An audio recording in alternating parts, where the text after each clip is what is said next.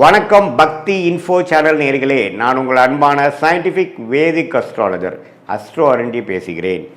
நல்லது நினைப்போம், நல்லதே நடக்கும். இந்த வீடியோவில் நம்ம என்ன பார்க்க போகிறோன்னா, மே 2026 ரிஷபராசிக்காரர்களுக்கு எத்தகைய ஒரு மாதமாக பலாபலன்கள் நிறைந்த ஒரு மாதமாக இருக்க போகுதுங்கிறது சயின்டிஃபிக் வேதிக் அஸ்ட்ராலஜி முறையில் எந்த விதத்திலும் மிகைப்படுத்தாமல் மூட நம்பிக்கையுள்ள பரிகாரங்கள் அது மாதிரி விஷயத்தில் போகாமல் இந்த ஒளி தத்துவம் உங்களுடைய போன ஜென்மத்தில் செய்த பாவ புண்ணிய கர்மா இந்த ஜென்மத்தில் உங்களுடைய ஜாதகமாக கோச்சார அமைப்பாகவும் தசாபுக்திகளாகவும் எப்படி உருவெடுக்கப் போகிறது, எது மாதிரி விஷயங்கள் அடுத்து வரக்கூடிய அமைப்பு இருக்குது, எது மாதிரி வாழ்க்கை சம்பவங்கள் வரப்போகுது, எது மாதிரி விஷயங்கள் நமக்காக காத்திருக்குதுங்கிறது மே 2026 ரிஷபராசிக்காரர்களுக்கு எப்படி இருக்க போகுதுங்கிறது சயின்டிஃபிக் வேதிக் அஸ்ட்ராலஜி முறையில் துல்லியமாக பார்க்க போகிறோம்.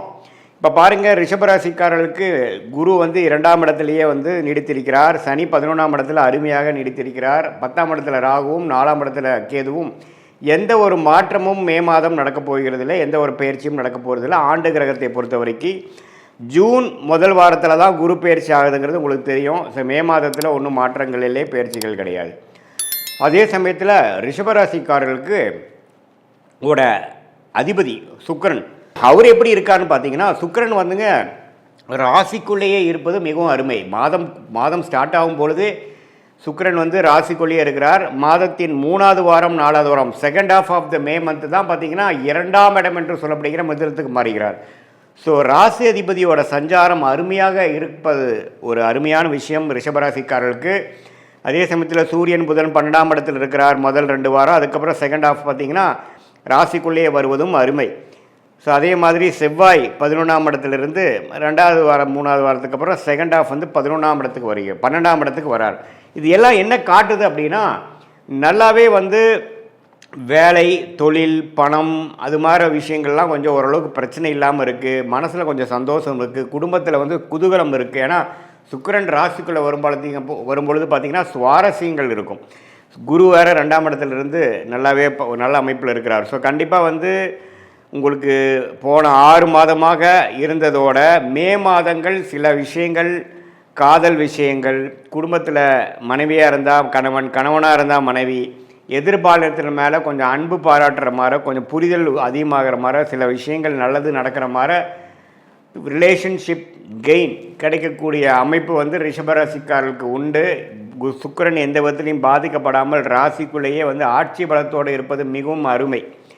அதே சமயத்தில் சூரியனும் புதனும் ராஜோகாதிபதியாகிய புதனும் மாதத்தின் செகண்ட் ஹாஃப் ராசிக்குள்ளே வருவது மிகவும் அருமை. ஸோ செகண்ட் ஹாஃப் பல விஷயங்கள் நம்மளால் காத்துட்ருக்கிற சில விஷயங்கள்லாம் டக்குன்னு நடந்துருச்சு சாமி அப்படிங்கிற மாதிரி கொடுக்கக்கூடிய ஒரு அற்புதமான ஒரு மாதமாக ரிஷபராசிக்காரர்களுக்கு மே 2026 வருகிறதுங்கிறது நம்ம தெரிஞ்சுக்கணும்.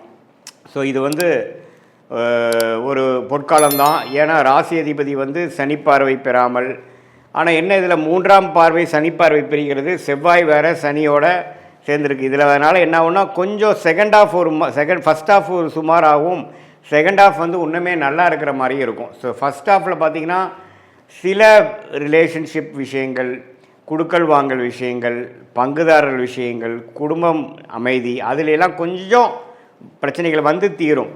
ஆனால் கோயிங் ஃபார்வர்ட் செகண்ட் வீக்லேருந்து 3rd வீக்லேருந்து பார்த்திங்கன்னா இன்னுமே கொஞ்சம் நல்ல பேச்சப் ஆகிறது, இன்னும் கொஞ்சம் பிரச்சனைகள் விலகிறதுங்கிற மாதிரி ஒரு நல்ல அமைப்புகள் இருக்குது. சில வாகனத்தை பழைய வண்டியை கொடுத்து புது வண்டி வாங்குறது, கார்னு எடுத்துட்டிங்கன்னா ஒரு மேனுவல் வண்டி வச்சுருக்கீங்கன்னா அதை கொடுத்து ஆட்டோமேட்டிக் வாங்குறது, பழைய வீட்டில் சில விஷயங்கள்லாம் மாற்றுறது, பழைய சோஃபா கொடுத்து மாற்றுறது, ஒரு புதுசாக மாடர்னான சில ஃபெசிலிட்டி வாங்குறது, கம்ஃபோர்ட் பண்ணிக்கிறதுங்கிற மாதிரி சில லோன் எடுத்து வாங்கிக்கிறது, அது மாதிரி விஷயங்கள்லாம் ரிஷபராசிக்காரர்களுக்கு அற்புதமாக கொடுக்கக்கூடிய, வசதிப்படுத்திக்கக்கூடிய, சொகுசை இன்க்ரீஸ் பண்ணிக்கக்கூடிய, அதிகரிக்கக்கூடிய ஒரு அற்புதமான மாதமாக மே மாதம் 2026 ரிஷபராசிக்காரர்களுக்கு வருது. சில பேர்த்துக்கு பார்த்திங்கன்னா திருமணம் ஆகாதவங்களுக்கு டக்குன்னு திருமணம் நடக்கிறது, காதல் விஷயத்தில் ஒரு நல்ல டக்குன்னு ஒரு சில விஷயங்கள் கைகூடுறது. அதே சமயத்தில் தொழிலில் கொஞ்சம் அப்படி இப்படி போயிட்டுருக்கிறவங்களுக்கு டக்குன்னு ஒரு கான்ட்ராக்ட் கிடைக்கிறது, ஒரு நல்ல ஆர்டர் கிடைக்கிறது, அது மாதிரி விஷயங்கள்லாம் இருக்குது. இதில் ஒரே ஒரு விஷயம், மாதத்தின் முதல் 2 வீக்ஸ் பார்த்திங்கன்னா செவ்வாய்ங்கிற கிரகம் சனியோடு சேர்ந்துருக்கிறனால கொஞ்சம் பார்ட்னர்ஷிப்பு, மனைவியாக இருந்தால் கணவனாக இருந்தால் மனைவிங்களை மட்டும் கொஞ்சம் கருத்து வேறுபாடுகள் பிரச்சனைகள் வந்து அப்புறம் விலகலாம். ஸோ ஃபஸ்ட்டு ஆஃப் வந்து கொஞ்சம் கேர்ஃபுல்லாக இருக்கணும். செகண்ட் ஆஃப் ஆஃப் மே மாதம் 2026 நல்ல ஒரு அமைப்பாக வருகிறதுங்கிறது நம்ம தெரிஞ்சுக்கணும். வருமானம் வர வேண்டிய பணம் வந்து 3rd 4th தான் வருது. இதுதான் வந்து ஒரு ரிஷபராசிக்கு பொதுவான பலன்கள் மே 2026 சயின்டிஃபிக் வேதிக் அஸ்ட்ராலஜி முறையில்.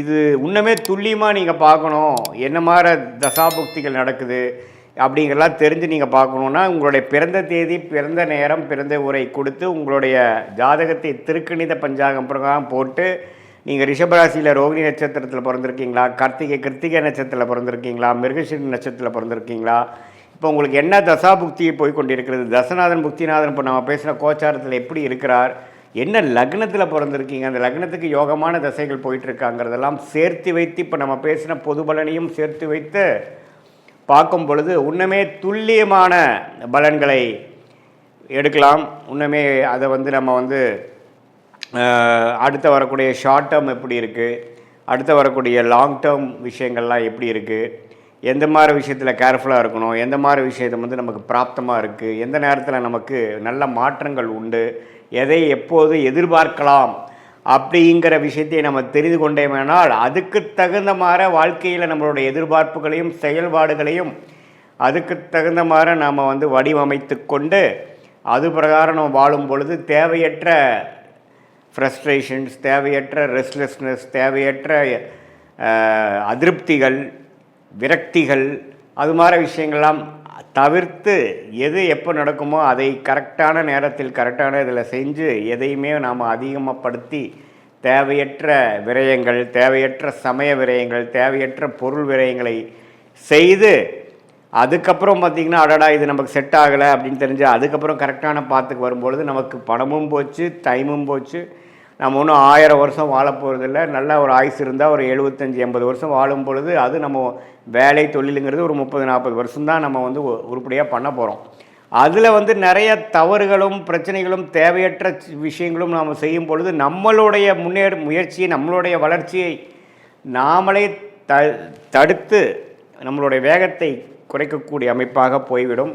அதற்காக நம்ம இந்திய வேத ஜோதிடமாகிய சயின்டிஃபிக் வேதிக் அஸ்ட்ராலஜி முறையில் நம்ம வந்து உங்கள் பிறந்த தேதி, பிறந்த நேரம், பிறந்த உரை வைத்து உங்களுடைய திருக்கணித பஞ்சாங்கத்தில் ஒரு ஜாதகத்தை போட்டு பொது பலனையும் துல்லியமான பலனையும் சேர்த்து வைத்து பார்க்கும் பொழுது என்ன விஷயங்கள் எப்போ நடக்கும், எது டிலே ஆகும், எது வந்து நடக்கும், வேலையா, தொழிலா, அல்லது வெளிநாடா, உள்நாடா, அரசு உத்தியோகமா, ப்ரைவேட் செக்டாரா, எது நமக்கு செட் ஆகும், என்ன டொமைன் நமக்கு நல்லா இருக்குது, எந்த கிரகம் வலுவாக இருக்குது, எப்போ வந்து நமக்கு கல்யாணம் நடக்கும், எப்போ குழந்தை பெறும், எது மாதிரி விஷயத்தில் எப்போ பண்ணலாம், நமக்கு லேட் மேரேஜா, ஏர்லி மேரேஜா, காதல் திருமணமா, அரேஞ்ச் மேரேஜா, இது மாதிரி பிராப்தங்கள் நம்மளை காத்து கொண்டிருக்கிறதுங்கிறது துல்லியமாக எதையுமே மிகைப்படுத்தாமல் உள்ளது உள்ளவாறு நம்ம சயின்டிஃபிக் வேதிக் அஸ்ட்ராலஜி பார்க்கும் பொழுது வாழ்க்கையில் எதிர்நீச்சல் போடாமல் எளிதில் வெற்றி பெற முடியும் என்று சொல்ல விரும்புகிறேன். மீண்டும் மற்றொரு காணொலியில் சந்திப்போம்.